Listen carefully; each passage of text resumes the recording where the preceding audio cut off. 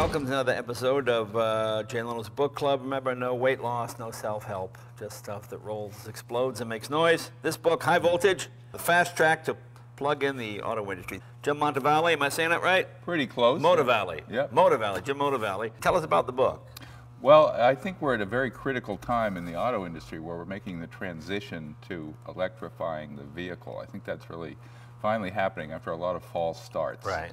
And I'm chronicling this particular moment in time as automakers are finally recognizing that that's where the business is going. You know, it's funny, you go back 100 years, a little more than 100 years, 06, 5, 6, 7, electricity was a third of the market, steam was a third of the market, internal combustion was a third of the market. Exactly, yeah. And Edison really believed with his new alkaline batteries that that would revolutionize the electric car industry. And I think Henry Ford was the final nail in the coffin. But oddly enough, Ford and Edison tried to build an electric car together. Right, which right. Never happened, but it would have been great. And Ford, it was rather odd. He's an odd personality, and he got mad at Edison, and I think the whole thing kind of fell apart. But actually, Henry Ford's wife, Clara, would not drive a Model T. She drove. I've seen her electric car. I mean, what a lot of people don't realize is at the turn of the century, New York had charging stations all around the city. And taxis. And taxis were electric, and they went anywhere from 20 to 80 miles on a charge, much like today. I mean, they only went 20 miles an hour, probably top speed, but on cobblestone roads, believe me, you don't want to go much faster than that. So it's fun to see it come around for the second time. And I'm always amazed at people that are like car guys that are afraid of the electric car. I mean, all it does is provide you with more gasoline, I guess you could say, for your vehicle, because these are using less and less. And obviously, the more electric cars that come along, I think gas prices will come down. And eventually, I think you'll have a 50-50 ratio. I think people will use their electric car to go to work and go to the store. And then your Hemi Cuda and your Ferrari or whatever it is you might like will be like a recreational vehicle used on weekends. It's a very gradual transition. I'm not saying overnight we're going to have all electric vehicles. That isn't going to happen. I make predictions like maybe by 2020, 10% of the new vehicles will be either electric or plug-in hybrids like your lovely Volt here. Yeah, the Chevy Volt's a good example. To me, that's sort of the perfect car because it's electricity when you want it and gas when you need it. The number of people that have electric cars that tell me they got stranded, they're afraid to go down to X. You can't go to Disneyland and back in an electric car. I mean, people say, oh, you plug in when you get down there. Yeah, that's great, unless there were 10 other electric cars and they're using all the plugs, and then you're stuck there for another day. The kids might like that, but you're not going to like that. The range is going to get better, though.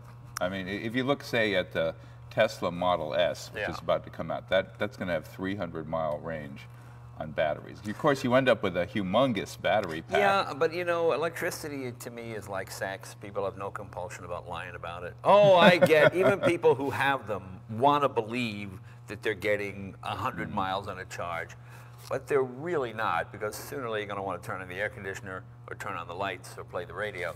And it's that range anxiety. I mean, to me, the real breakthrough, I think, will be when you could, as Tesla predicted, hopefully one day, you could pull electricity out of the sky. You eventually have some sort of an antenna, and you go down the road, and the way you pull in an FM signal, you could pull in electricity and then get your bill at the end of the month. I mean, that, to me, would make the electric car, well, that would put the internal combustion. Well, we're getting there, actually. We have inductive charging. We have several companies, Witricity, Evatran, that are trying to do that. So you'd pull a car like your Volt into a parking space, and it would immediately start charging through a charger built into the ground. Yeah, it's just a matter of getting enough of that infrastructure out there. Tell us some more, tell a little more about the book. Well, I look at all the market as a whole. I mean, we have, in the U.S., we have a bunch of companies vying for a little piece of the pie. We have Tesla, we have Fisker. Both of them got big government loans, and I look into how that's working out. We have these startup companies like Coda and Wego and Think. Internationally, we have countries like, I look at China, which is probably going to be the fastest growing electric car market. Now, one of those just went out of business already. Think. When, but they're getting rescued, so it's a little unclear. So well, that's what I mean. It's that continuing story of who is going to win, and there's going to be losers. It really rivals what happened over 100 years ago. You had a lot of people entering the market. Hopefully, engineers will prevail. I mean, the fun thing to me about, the good thing to me about General Motors now is they've gone from being, in the 80s and 90s, a marketing company back to being an engineering company. Right. I mean, we had the president of GM here recently, and he shows up and he's got a stick shift Camaro with 580 horse, and he's power sliding it and doing all this kind of stuff. And he's a car guy, and he's an engineer, and he understands what you have to do. I mean, to me, this Volt is the most brilliantly engineered car. I mean, I can't believe, even at the price they charge you, they make money on it, because there's so much engineering. It heats the batteries, cools the batteries. They don't make money on it. Yeah, they don't make money on it, which is good, which means it's all going, they want it to be a good vehicle. And I've got 10,000 miles on that, only 134 are gas. So. That's the way people are going to drive the plug-in hybrids, I think. It may be true of the Fisker Karma, too. Right. They recently came out with a figure, 20 miles per gallon when the gas engine's running, which is not great, but their defense is that most people drive it only on the batteries. Yeah.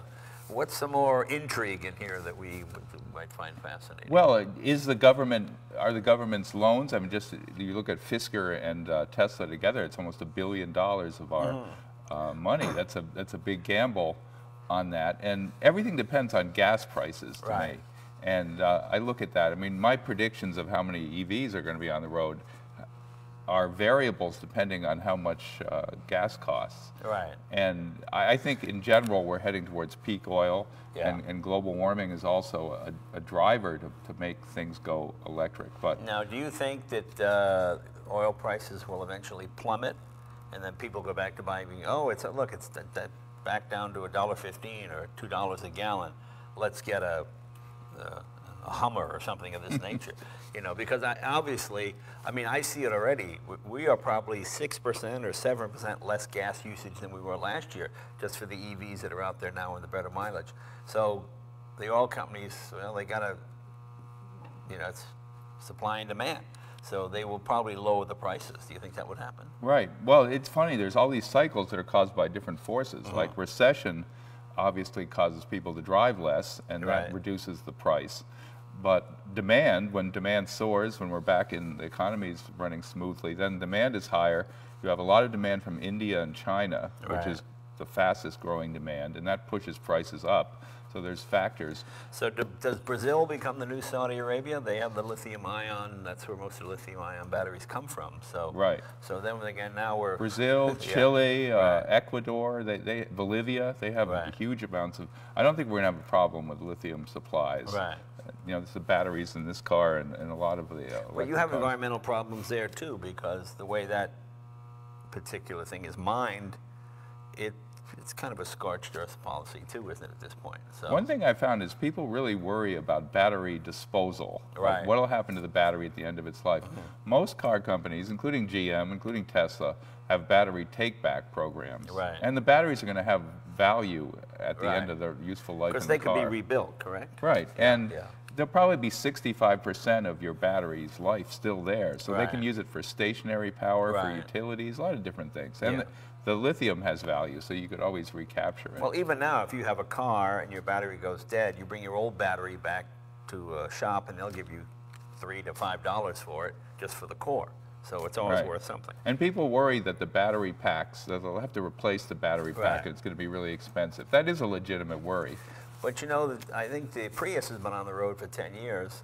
I don't know anybody that's replaced a battery pack. That's very true. And Consumer Reports just tested a 2001 Prius, and the battery pack was still totally within the new specs. Yeah. So it showed very low warm. Yeah, that's pretty amazing. Well, the book is called High Voltage, A Fast Track to Plug in the Auto Industry. It's a fascinating read, and if you're interested in this kind of stuff, this is about as good as it gets, and there's all sorts of high praise on the back. I believe I'm one of the people. You're number one, yes. In the interest of full disclosure, I got a free copy out of it. That's what I got.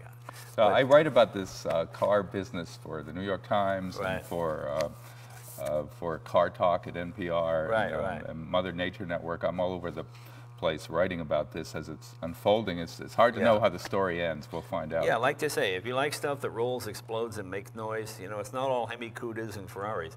There's a lot to this car business, and it's fascinating to watch Tesla and some of these new companies realize just how hard it is to build an it's automobile. Very hard. Elon Musk of Tesla, yeah. he'd be the first person to tell you that it's you burn through capital really fast. But building here a car. it is. The book is called High Voltage. Well, where can they get it?